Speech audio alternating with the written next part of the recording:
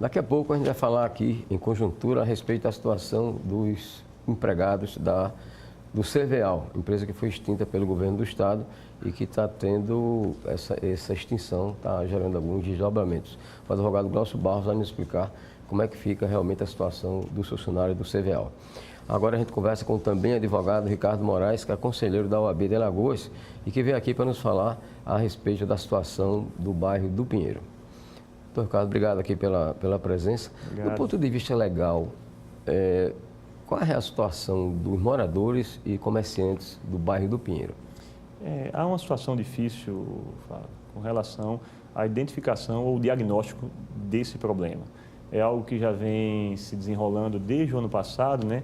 Aquele momento onde houve um tremor de terra, dia 3 de março de 2018, e vários fatos se desenvolveram, se desenrolaram a partir daí, e muitas questões legais têm decorrido dessa situação. Em princípio, se achava que o fato era decorrente apenas daquela situação, né, daquele evento sísmico, mas hoje já se tem ideia de que é um problema bem maior, é uma situação bem mais grave, e a partir daí o bairro já tem, grande parte dele já está desocupado. Eu acho que mais de 800 casas ali, 800 famílias aproximadamente, já deixaram o bairro. Essas pessoas estão recorrendo ao aluguel social, né, com amparo humanitário, que chama, ou aluguel social da prefeitura, que foi até, ele recebeu um adendo, um aumento, que o aluguel social era muito pequeno, se não me engano era R$300, 250, R$300, e lá foi estabelecido um valor de R$1.000 para essas pessoas.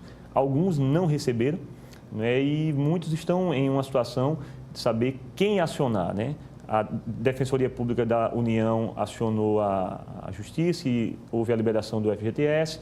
Eu soube que a Defensoria Pública do Estado já está se munindo de vários elementos para trabalhar possíveis ações em favor daquela comunidade, mas a situação ainda está muito intricada e dependendo desse parecer final do Serviço Geológico. Qual tem sido a participação da OAB nesse episódio do Pinheiro? Infelizmente, eu tenho que admitir, é uma participação muito pequena, a gente tem acompanhado. Infelizmente, a gente se sente impotente para tomar algumas atitudes ou ações, mas temos participado de todas as reuniões, audiências públicas, tentado contribuir, oficiar nessas audiências e nesses momentos, exigir, cobrar desses órgãos que sejam responsáveis a algumas medidas. Acompanhamos reuniões e audiências públicas no Ministério Público, na Assembleia Legislativa, na Câmara, no Senado Federal, inclusive, e temos tentado, de certa forma, trazer ou contribuir, cobrando desses órgãos, agilidade. Eu acho que o que se precisa hoje, talvez, o que se precisava mais, é uma agilidade nesse diagnóstico. Porque essa perícia final, ou esse laudo final do Serviço Geológico, ele talvez esclareça a causa, né, que é o que é que de fato está acontecendo no bairro do Pinheiro, por causa de que está acontecendo e se há algo de fato que pode ser feito.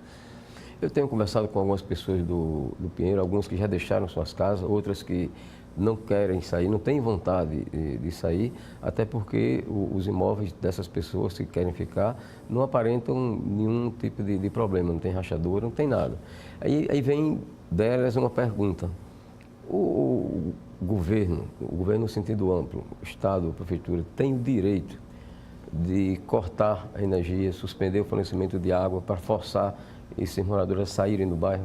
Não, sem uma ordem judicial, né, sem uma medida judicial, essas pessoas não são obrigadas a deixarem as suas casas, elas são recomendadas. Eu acho que cautelarmente, preventivamente, né, há um princípio em defesa civil, né, que a gente tem participado muito das reuniões, é o princípio da precaução.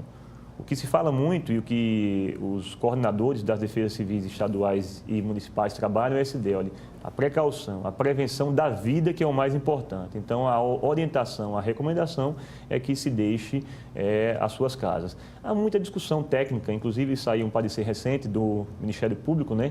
E esse parecer, ele é muito fundamentado. Ele foi criticado bastante por algumas pessoas, uns que têm uma linha que trabalham com a gravidade muito maior da situação, porque o que nós percebemos é, às vezes, um certo paradoxo. Às vezes, uma situação é traçada ou tratada de forma muito grave, algo é muito sério, e, ao mesmo tempo, não é tão grave. A gente tem que ter cautela para se avaliar, não se sabe bem o que vai acontecer.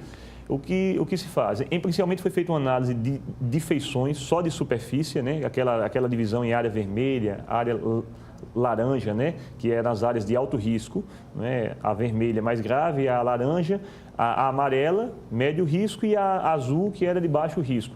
Mas foi uma análise superficial. A análise da subsuperfície é que ainda não ficou muito clara. O Serviço Geológico do Brasil, a CPRM, que se chama, ele já deixou claro que existem situações na subsuperfície, abaixo, no interior, né, de rachaduras, de rupturas ou de buracos, mas não deixou claro a dimensão nem onde isso está localizado. E o problema superficial, de fato, você vê residências que não têm dano nenhum.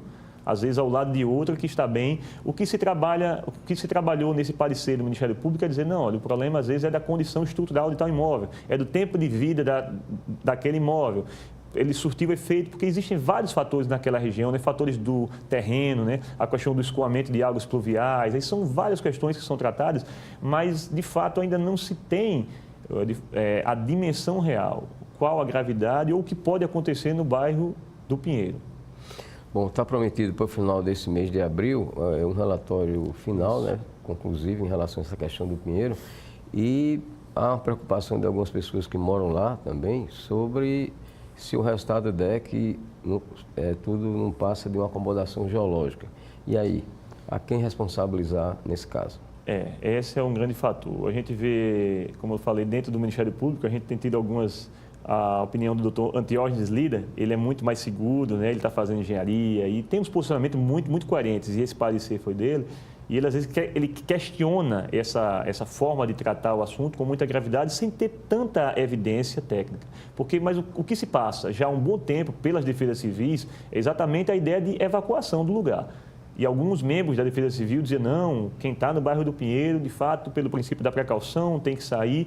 Mas o que se causou ali, o mal que já se instalou naquele lugar, assim, o sofrimento, né, que tem passado, que aquela população tem convivido, acho que só quem está lá ou quem esteve ainda consegue perceber algo muito grave. Então, por mais que a gente torça que realmente esses estudos, esses prognósticos estejam errados, porque seria bem melhor, mas de fato, se de fato chegar a essa conclusão de que era uma acomodação geológica, de que não aconteceria isso, eu vejo um dano já causado, um dano sério para quem já deixou o imóvel, e com certeza as medidas legais, reparatórias, indenizatórias, elas devem ser tomadas e vão ser tomadas por essas pessoas. Ok, nosso muito obrigado ao advogado Ricardo Moraes, conselheiro da OAB, pelas suas explicações aqui a respeito do trabalho da OAB em relação ao que está acontecendo no bairro do Pinheiro, aqui em Maceió. Vamos agora ao intervalo. Daqui a pouco a gente volta conversando com o advogado Glaucio Barros sobre a situação dos empregados do CVEAL.